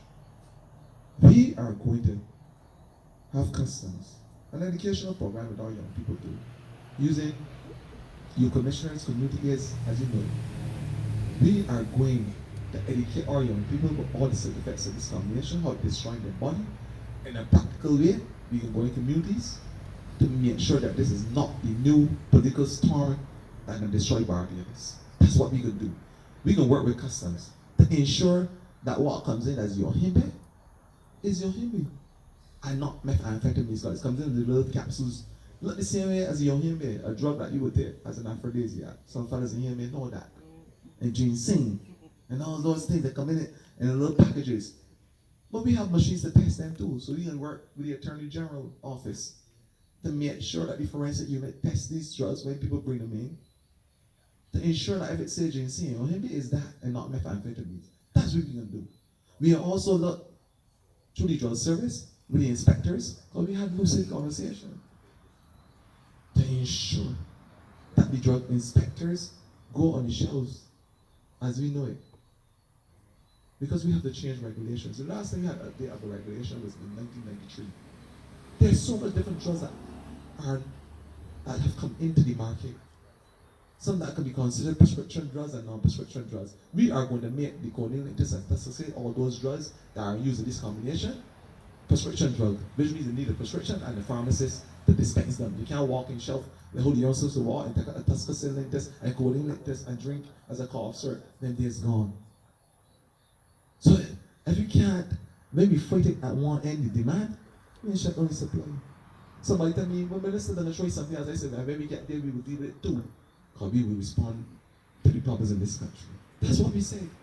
So I'm saying to you, Barbadians, I want to give you the calm assurance that we are doing everything to wrestle this new problem that we have. And you would have seen, of course, the BHD World Talent Show. I say that I believe in Barbados. We have the talent that can represent this country all over the world.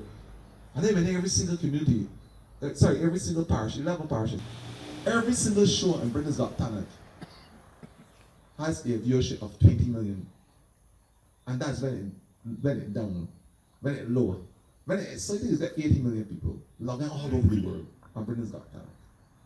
You know if you were supposed to pay for that marketing, how much money you were paying? If we were to market Barbados, we're 80 million people go on to what we are doing. You know how much money we have to pay to market something like that? We can pay for it as a country.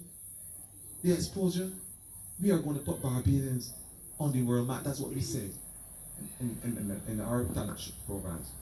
But we are going to have a program also with a new program, and this through the Minister Hinson's ministry, called Youth Prison Fellowship Project, where, because we recognize 60% recidivism, 60% of Barbadians who go to prison re-offend, 20% are recommitted to prison. So of that 60%, 40 re-offend, and 20 recommits to prison. You imagine a population of 900 inmates sometimes, or 1,000 inmates, 600 re-offend. You know what it is? You know why? Because when the inmates come out, yes, they call it ex-cons. You know, they can't get certificate of character, which almost every job now requires. And when the employers say ex-con on them at prison, the job for them. So you know what we have to do? I have to respond to that I need to. So in my ministry, I have started a program called Youth Entrepreneurship Prison Fellowship Program, where we marry our entrepreneurship the program with what happens in prison. So many of those prisons come out with all the talent. I invented the other day. Pictures, dresses, bangles, necklaces, you name it at the prison. We are going to give them provide space and opportunity for those prisoners to have their own businesses. Because they can't get a job, but you know something? They can be entrepreneurs, right or wrong? So that's what we do. We have now committed funds to start our entrepreneurship drive in prison. So when they come out, they will have a space set up and have their businesses using the trust loans. That is what we are doing. So trust me when they say we are working hard and we are spending countless sleepless nights on behalf of our young people of our country. And I want to say to you, I want you to spread this message. I want to leave on a good note by saying thanks to every single Barbadian in this country. And all I have to say thanks to the Barbadian public. I have to say thanks because I remember last year, July last year,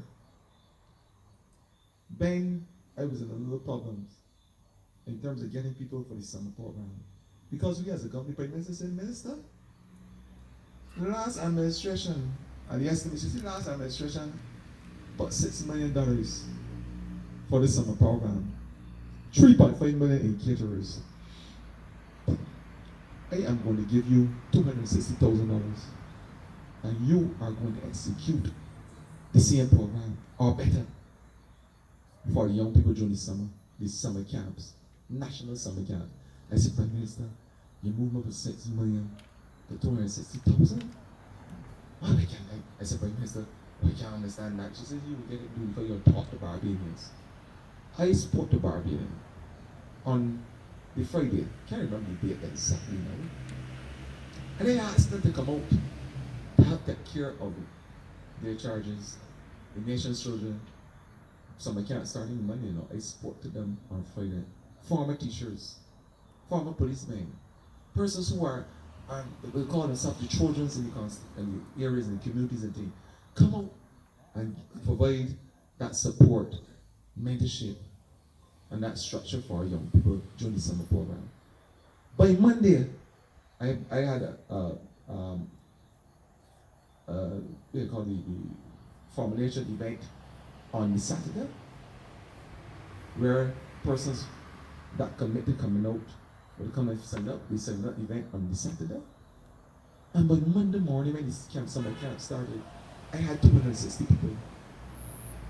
260 Barbadians came on board and says, Minister, I respond to your clarion call, and I'm going to do it free of cost to take care of our nation's children. After that summer camp exercise, would you believe it? Normally you have 30 and 40 different incidents. Police can call at the schools and all sorts of things. You know what happened? I had 2 incidents. 2 incidents. One involved a young girl who feel that some youngster thought she was sexy or whatever, and she complained to Shima. The next one, another young lady, she was playing and fell down and fractured her hand. 2 incidents. 2 incidents. Not accusations of marijuana usage, not accusations of sexual behaviors before. Barbadians came out and gave their time and effort. And I never believed that it would happen in pregnancy. She said, I got faith that you would get it done. So we ain't spending $3.5 million in catering no more. We are not putting manna from the sky into pockets of certain people in this country. We are spending money on young people, man. That's what we are saying. So I want to say, I said it would be an aberration if I came here. And every single time I get the opportunity to speak, you would hear me say, the Barbados, I thank you. And I want to say in closing, I thank them from all 4 chambers of my heart. Because they did it for young people of this country. They understand that the generation and the next generation, unborn child, is being threatened as we know it. Life is being threatened as we know it. And I often tell young people, when you stop doing the wrong things, we are going to give young people in this country the opportunity to stop doing the wrong things. Because when they stop doing the wrong things, you know what happens? The right things get an opportunity to catch up. That's what is happening. Over the last 10 years, we've done all the wrong things, man. We are now giving them the opportunity to have a Usain Bolt moment with the right things. We want the right things to pass and go straight to the finish line, so that the young people will be the star athletes as we know it, and the star players as we know it in this country. And I want to say to you, I recommit myself and every single member of this Barbados Labour Party to the effort. And I want to say to you, I came here with a bad tooth. I may be leaving with a little vocal problems. But I want to thank the good people of St. James North for allowing me to breathe the fresh air that has been able to emanate across this little setting. This is a real setting because as I speak, I had an epiphany out here. I have a good group of people. I can see the spirit, the kindred spirit that connects to the young people, the kindred spirits that connect to the old people. And I can see that each and every single one of you have Barbados at your heart. And you will do every single thing to protect these shores. And I want you to continue to work hard on behalf of not only yourself, but this country. So I thank you.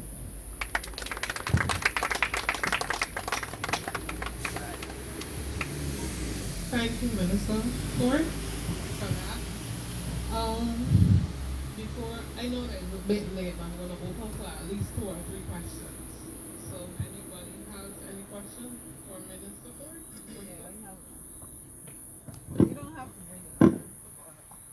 Minister Forde, and I'm not going to stand up because they have a bad leg. Oh, yeah. The medic is here.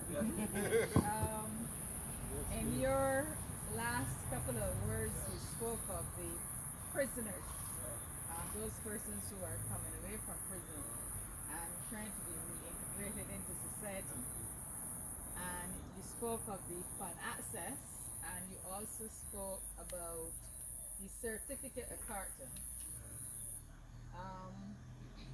And I know that you have to spend a while out of prison and not doing anything again in an effort that that can be taken off and you go back into normalcy. But I am hoping that government now, if they are really serious about this, give those persons at least a year. If they do not recommit a crime, take it off immediately so that they have something to look forward to. And Eddie, being a lawyer, he can advise you. But I want you to advise us because he's more lectured in this area than me. So. Well, I know that he can take about it tonight. Knowing the man. But yeah, I think that would go a long way in helping some of those persons because I am also on one of the prison boards that are trying to get them back into society without society being negative against them and not wanting to give them an opportunity. And some of them, when you speak to them before release, you realize that they don't want to go back there. But yes, things out here, or people out here, or our society, are not really ready to do that and always tell them who they are, what they are, where they come from, and we really need to get away from that. So I am hoping that your ministry as well would put something like that in place to help you, to help us, to help them, and to help the government as well. In terms of the fund access though, I guess you would have criteria for them in an effort to get the funds to start their own businesses and so. I would like to know the criteria. Because that will help me on Thursday evening to tell the other board members how we can speak to them. Let me speak to the first issue first. The first issue relates to. Right. Right. The first issue relates to the certificate of character, of course, and I think Eddie will speak to that area in terms of how we can go about as a government to ensure that they can get the certificate of character after a period of time. Eddie will speak to that one. The second issue is you call it the trust loan. Yeah, the trust loan, because we are trusting them to trust themselves. As government give them easy access to these loans. All these young people have to do, all they have to do is to go register a business. It will cost $104 as far as I could recall. At Corporate Affairs in Warrens, they go into that building, the businessman named Kojak 2. They register that business, Kojak 2. Take that receipt, $104. Go to building number 4, Industrial Park Harbor Road in St. Michael. Present this along with an invoice, whether it's a carpenter invoice, an invoice from a place that is giving them goods and supplies, that invoice for their product. Then all they have to do is speak to one of the officers there, and in a matter of 2 weeks, 2 weeks, that's all it takes, sometimes faster than that, they can have their loan assessed, and they can have the funds distributed in a matter of 2 weeks. So it's a very simple exercise. It doesn't cause one to go to the bank for financial statements. It doesn't call for a certificate of character. All it requires is that invoice which says that you have registered the business for $104. You carry that along with the invoices for this other the structure, which is the kiosk or whatever they're building, or the goods and services that they may be trying to ascertain, and in a matter of 2 weeks, that's it. And the officers help, because this business training, as far as I recall, Eddie, you have to train for a matter of 2 weeks or so.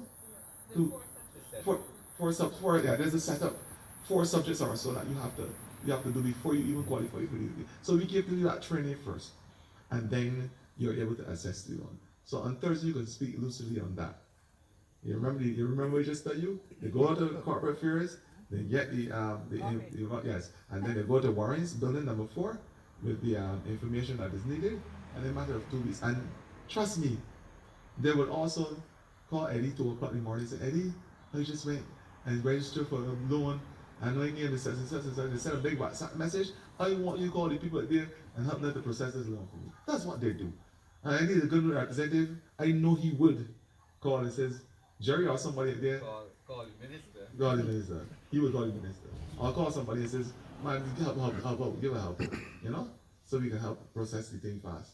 That's what we do. Right? So, and you can probably speak on the certificate of here. Okay, on the issue of expungement of records, that falls under the Attorney General. There's an expungement of records law that would have been passed when Sir David Simmons, now Sir David, was Attorney General. The last government modified it as well.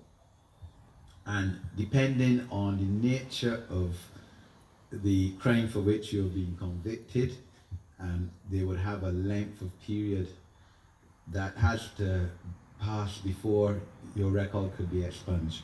And there's some, as you could appreciate, crimes for which your record cannot be expunged: murder, rape, assault, aggravated assault. But minor crime, possession, let's say, of small quantity of marijuana, I think you wait 3 years, and then there are others 5, and then 7. But look, yes, this is a society that judges people harshly. I would never forget, and obviously I'm not calling names, there's a member of parliament, someone who served in parliament for quite a while. They have a national honor. And I remember as a young person hearing that he was child of somebody who went to Dodge. In other words, there's a man who became a minister of government in this country. But that, and it was obviously not him, his father, but that now stayed with him for a long time. That is how he was defined, and would have been said on political platforms against him. Needless to say, the person was a BLP minister. So the Attorney General has pledged to look at this, to reform it some more, to make it easier for the records to be expunged, because in the first place it's too bureaucratic. I mean, how many people do we know that have had their record expunged? I know last year, May, after I was a year as a minister, in my anniversary speech up Sign Hill, after presenting some checks, I made a speech calling on people, on the fellas and things who had records to go and get expunged. But it's difficult because it takes about 3 years. It's some paperwork. As I understand it, the police are going to go around in the community in which you live, asking people how you're behaving since you come out of jail, right? And have a release board. In other words, we got to ease up. Like everything we're doing right now as a government, and I know it's taken a while, and I'm asking you all to bear with us. But you're seeing improvements with immigration, though, which I have ministerial responsibility. You come in at the airport and you get through immigration fast now. But we got to do that with driver's license, right? So that you don't have to take a half day or a whole day to pay the $50. We got to do that, and we're doing it with liquor license too, so that you don't have to take a half day to go before a magistrate twice and all kind of foolishness. We can do that to pay your income tax, because I fail to see why you have money to pay the government and you gotta stand up in hot sun long line to pay the money. So all of that up to Friday, we were at Lloyd Erskine Sandyford, and the Prime Minister urging on people and officers and ministers that this has to be done. Customs. You have money to pay customs and you gotta take not 1 day but 2 days to go up in the port and get your things out and to pay wherever you are. And all of this is hindrances to people. So this expungement of record is a hindrance, that is true. And because it's so much hassle, a lot of the fellas don't avail themselves because these people deserve a second chance. If you have served your time in jail, all right, as I said, unless it is murder, rape, those serious crimes, aggravated burglary, but man, you deserve a second chance, and the state had a duty to help you with your second chance. I spoke on Friday about juvenile justice, that children under 12, removing it from 11 to 12 will not be criminally responsible. And I mean, a child that do foolishness, that is the truth, but give them a second chance. That, as I said earlier, is one thing to have a law in the books, right? But if that law difficult to implement and to access, you could as well not pass it. So we have to look at that, this police certificate of character that is required for 85% of the jobs in Barbados. And Barbados judging you harshly. We have to find a way. There's some states in America that had an article in The Economist recently that I read, that I think after a year or two, your record automatically expunds. You don't have to go before any board or anything, so, and you come with a clean slate, start over. What we are proposing to do, like the vending, we're changing the vending laws. I've spoken about that recently. The cabinet agreed. We're going to have to bring it to Parliament, because vending laws, for instance, are laws that from the 17th century were made by the white British people, the colonialists, to keep black people in the place. So you vending in Swan Street, right? And the police come and move you and charge you. And you're trying to make an honest dollar, so you don't have to break in one of our houses tonight. Not that is an excuse. But I being realistic. So we decriminalizing vending and making it a civil penalty. And certainly I proposed to Cabinet, and Cabinet agreed that everybody who had a conviction for vending in the past should get the record automatically expunged. I leave it to the Attorney General and his experts to decide how you're going to do that. But I will be proposed, we agreed on principle, that you shouldn't even have to go before the board to get expunged. Wipe it out because it was a foolish law to keep black people in the place. And I know that some countries, I think Bahamas, for instance, has now decriminalized marijuana possession in small quantities for personal use. And they're saying that those who were convicted in the past for that should have the record expunged. I believe that's the proposal, or they've done it. So these are the kind of issues, platforms that we have to address our minds to. Yes, it's too bureaucratic, fair, I agree. But it falls within the Ministry of Attorney General. So I don't want to preempt that ministry or that minister